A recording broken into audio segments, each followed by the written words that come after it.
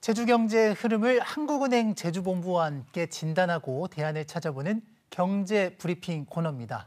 한국은행 제주본부 김명동 조사역 스튜디오에 모셨습니다. 안녕하십니까? 안녕하십니까? 네, 먼저 최근 제주 지역 경제 동향은 좀 어떤가요? 네, 최근 제주 경제는 6월 이후 관광객 증가세가 이어지면서 서비스업 경기와 고용 여건도 함께 개선되는 모습입니다. 정부와 지자체의 소비 진작 정책에 힘입어 소비 심리가 살아나고 소비 부진도 조금씩 완화되고 있는데요. 향후에도 관광 경기와 도내 소비 여건은 긍정적으로 예상이 되나 부동산 시장 둔화, 건설업 위축은 재앙 요인으로 작용할 수 있습니다. 네, 최근에 아파트 400세대가 통째로 공매에 넘어간다 이런 소식도 전해지고 있는데 건설, 부동산 시장이 아직은 그래도 회복되기는 좀 이른 상황인 것 같습니다.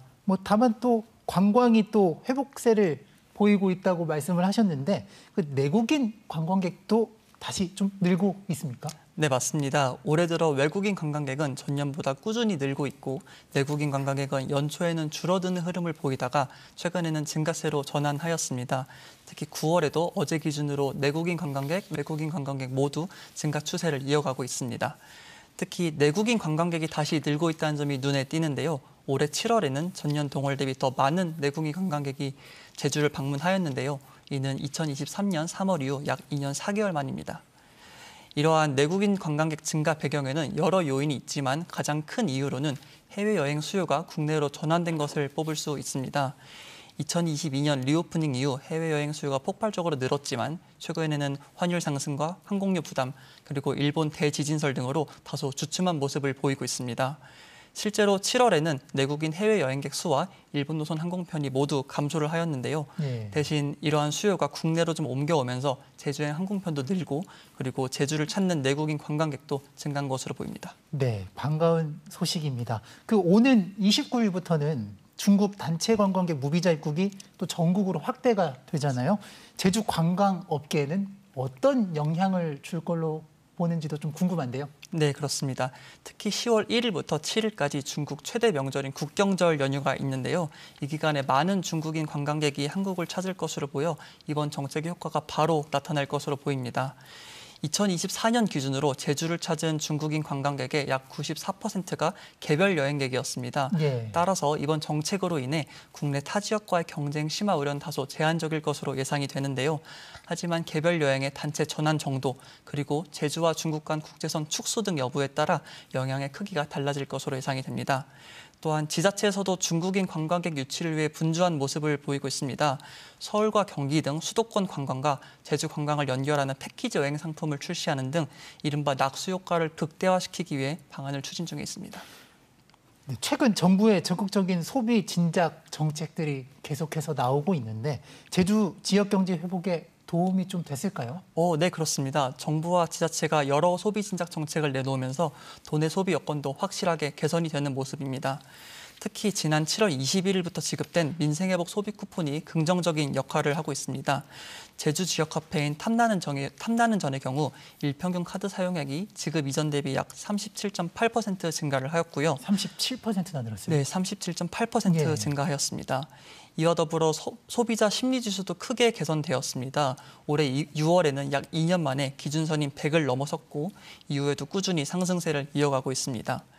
네, 이런 흐름은 당분간 지속될 것으로 예상이 되고 있습니다. 한국은행 전망 보고서에 따르면 1분기에 감소했던 민간 소비가 2, 3분기 들어 뚜렷하게 회복세를 보이고 있고 내년에도 예상보다 높은 증가율을 나타낼 것으로 보입니다.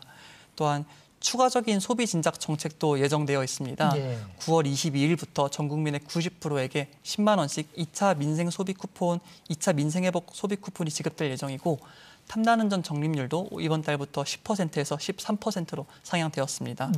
또한 9월 15일부터 상생 페이백 제도가 시행됨에 따라 작년 대비 카드 소비 증가분의 20%를 월 10만 원 한도로 온누리 상품권으로 지급을 한다고 합니다. 네.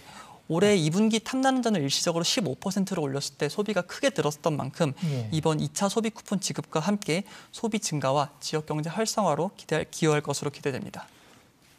네, 올해 여름은 유난히 더웠잖아요. 그죠? 근데 최근에 이상기후, 기후위기가 갈수록 심해지고 있는데 이런 기후위기, 이상기후가 제주 지역 경제에도 영향을 미치고 있나요? 네, 어떤가요? 그렇습니다. 네, 많은 도민 여러분께서 무더운 여름을 보내시느라 정말 고생 많이 하셨을 텐데요. 실제로 2025년 제주 여름은 통계적으로 역대 가장 더운 여름이었습니다. 올해 여름의 평균 기온과 열대야 일수는 역대 1위, 그리고 폭염 일수는 역대 2위를 기록을 했는데요. 이처럼 극단적인 기상현상은 최근에 더 자주 그리고 더 강하게 발생을 하고 있습니다. 2000년대 초반과 비교를 해보면 여름철 폭염 일수는 무려 45%, 집중호우 일수는 25%를 늘어났습니다. 네. 이제 문제는 제주가 관광과 서비스업 비중이 큰 섬 경제라는 점인데요. 이상 기후가 제주 지역 경제 전반에 큰 영향을 줄 수밖에 없을 것 같습니다. 네. 우선 이상기후 발생 시 접근성 문제가 생깁니다. 항공편이나 여객선이 지연 또는 결항이 자주 발생하게 되면 제주 관광 자체의 매력도가 떨어질 수 있습니다. 두 번째로 업종별로 피해가 상당히 다양합니다. 네. 해양 레저 등 체험형 관광 서비스업은 날씨에 상당히 민감하기 때문에 이상기후 시 수익이 급감하거나 심지어는 영업을 중단하기도 합니다.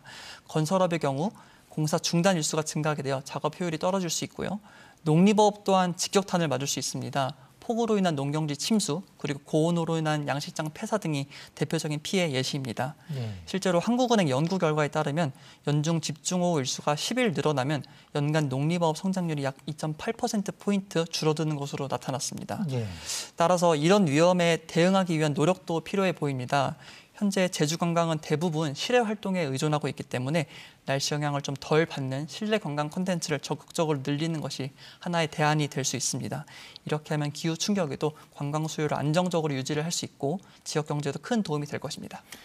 알겠습니다. 이 기후 위기에 맞는 이 다양한 다변화할 수 있는 다양한 정책 마련이 좀 필요할 것 같습니다.